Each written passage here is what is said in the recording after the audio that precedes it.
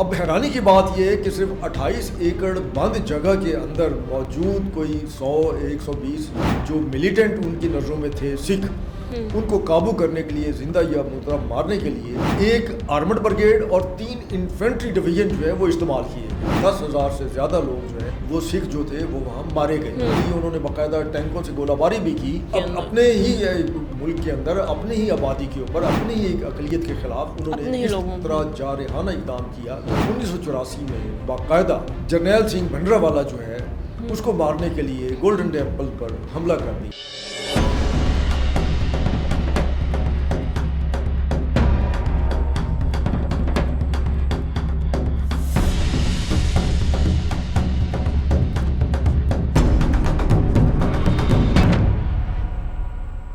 السلام علیکم ناظرین، ساؤتھ پنجاب ڈیجیٹل کے ساتھ میں ہوں آپ کی میزبان رقیہ بٹ۔ ناظرین، مودی جو ہے وہ ہمیشہ سے توسیع پسندانہ عزائم رکھتا ہے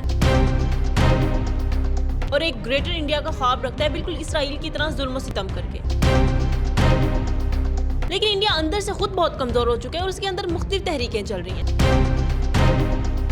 اسی موضوع پر گفتگو کرنے کے لیے آج ہمارے ساتھ موجود ہیں سینئر تجزیہ کار خالد بیگ صاحب۔ السلام علیکم سر، کیسے ہیں آپ؟ سر، جیسا کہ آپ جانتے ہیں کہ انڈیا نے ہمیشہ پاکستان کو کمزور کرنے کی کوشش کی ہے اور یہ ثابت کرتا رہا ہے دنیا کے سامنے، بلوچستان میں دہشت گردی کر کے، اور جو سب آپ جانتے ہیں۔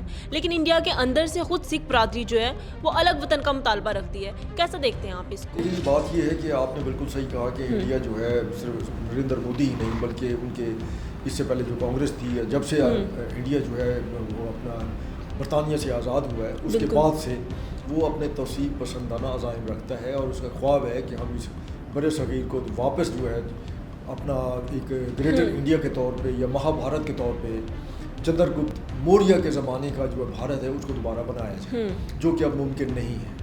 اور اس کے لیے پاکستان کو وہ اپنے راستے کی سب سے بڑی رکاوٹ سمجھتا رہا ہے توسیع پسندانہ عزائم میں، اور یہی وجہ ہے کہ اس نے اپنا آزادی کے فوراً بعد ہی، پاکستان کے قیام کے فوراً بعد ہی پاکستان کے خلاف سازشوں اور پاکستان کو اندر سے کمزور کرنے کا جو سلسلہ تھا وہ شروع کیا۔ اچھا، اب آپ نے سکھوں کی بات کی تو سکھ جو ہیں ان کو اس وقت انڈیا نے یا انڈیا کے ہندو حکمرانوں نے یا کانگریس جماعت خوبصورتی سے پاکستان اور مسلمانوں کے خلاف استعمال تو کر لیا، لیکن بعد ازاں سکھوں کو احساس ہوا کہ ان کے ساتھ زیادتی ہو گئی۔ وہ زیادتی جو ہے وہ وہی کانگریس جماعت جو تھی برس اقتدار، جو انڈیا کی وہ ایک بانی جماعت اپنے آپ کو کہلاتی ہے، یہ زیادتی ان کی طرف سے شروع ہوئی، مطلب نریندر مودی سے بھی پہلے۔ پھر آپ یہ دیکھیے کہ یہ جس وقت وہ علیحدگی کے لیے باقاعدہ انہوں نے تحریک شروع کی تو اس وقت وہ پرتشدد تحریک نہیں تھی، بہرحال تحریک شروع ہو چکی تھی، وہ خالصتان کا مطالبہ بھی کر رہے تھے۔ اندرا گاندھی نے انڈیا کو وہاں اس کو کمزور کرنے کے لیے سکھوں کو، پنجاب جو ہے اس کو 3 حصوں میں تقسیم کر دیا، اور اس کی کوشش یہ تھی کہ سکھوں کو ایک جگہ اکٹھے نہ رہنے دیا جائے، اور جو 2 صوبے الگ بنائے گئے وہ ایسے تھے کہ ان کے ساتھ ہندو آبادی والے علاقے بھی شامل کر دیے گئے۔ اس کے باوجود جو ہے وہ سکھ جو ہیں انہوں نے اپنی تحریک جو ہے وہ جاری رکھی۔ اس سے پریشان ہو کر اندرا گاندھی نے 1984 میں باقاعدہ جرنیل سنگھ بھنڈراوالا جو ہے اس کو مارنے کے لیے گولڈن ٹیمپل پر حملہ کر دیا۔ اب یہ تاریخ کا حصہ ہے، آپریشن بلو اسٹار اس کو نام دیا گیا، لیکن حیرانی کی بات یہ ہے کہ وہ 28 ایکڑ پر محیط گولڈن ٹیمپل، جو کہ آدھے سے زیادہ حصہ جو ہے اس کا وہ تالاب ہے اس میں، اور وہ باقاعدہ پوری دنیا سے سکھ آتے ہیں وہاں پر، ان کے زائرین آتے ہیں، اور ان کی ایک اہم، ہمارے لیے جیسے ہمارا یہ قبلہ اول ہے تو ان کے لیے وہ ایک گولڈن ٹیمپل جو ہے وہ انتہائی اہم مذہبی مقام ہے۔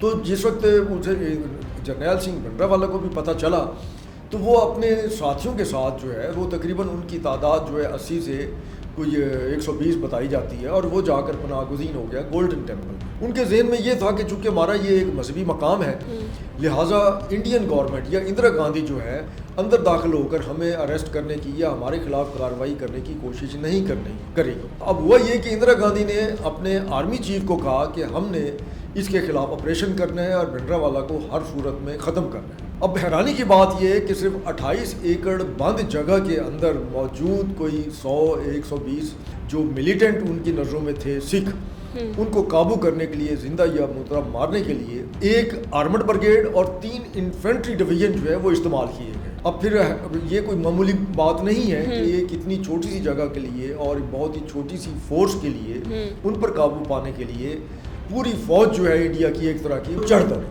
अच्छा, अब उसका नतीजा क्या हुआ? उसका नतीजा ये हुआ कि वो जो ऑपरेशन जो था वो 4 दिन तक जारी रहा। इस अरसे में उन्होंने बाकायदा तोपखाना भी इस्तेमाल किया, उसके लिए उन्होंने बाकायदा टैंकों से गोलाबारी भी की। अपने ही मुल्क के अंदर अपने ही आबादी के ऊपर अपनी ही अकलियत के खिलाफ उन्होंने इस तरह जारहाना इक़दाम किया जो कि हैरान कुन था।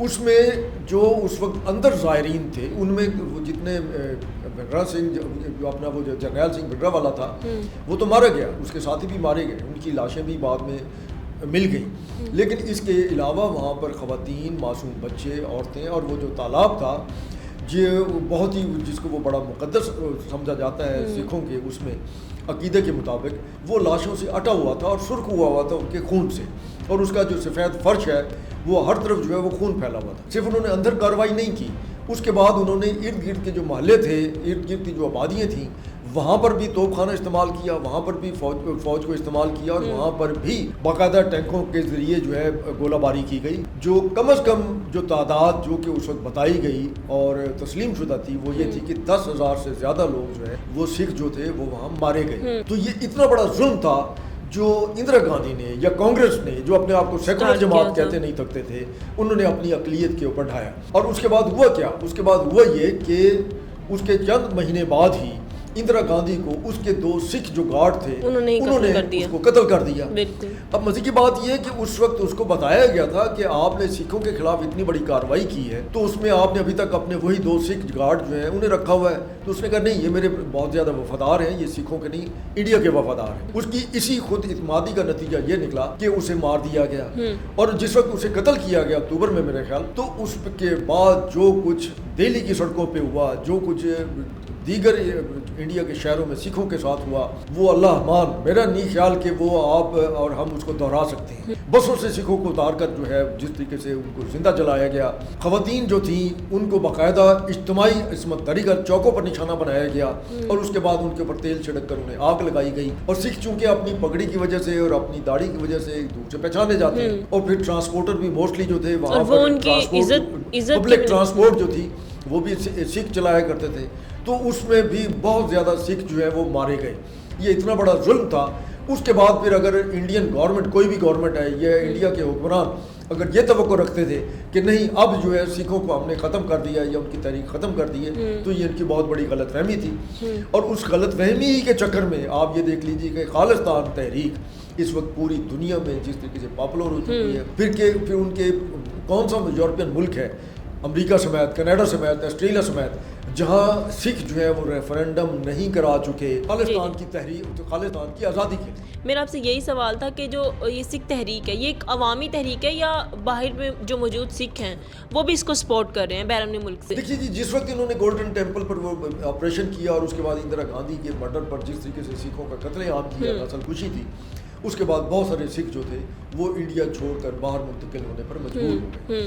तालीमी लिहाज से सिख जो हैं वो हिंदुओं से ज़्यादा आगे हैं, और उनमें एजुकेशन का रुझान जो है वो बाकी जो इंडिया की आबादी हैं या जो रियासतें हैं, सूबे हैं, उनसे ज़्यादा है। और यही वजह है कि सिख जो हैं वो कनाडा में भी बहुत ज़्यादा हैं, अमेरिका में भी हैं, और यूरोप के दीगर मुल्कों में भी हैं, और बड़ी अच्छी खासी तादाद में हैं।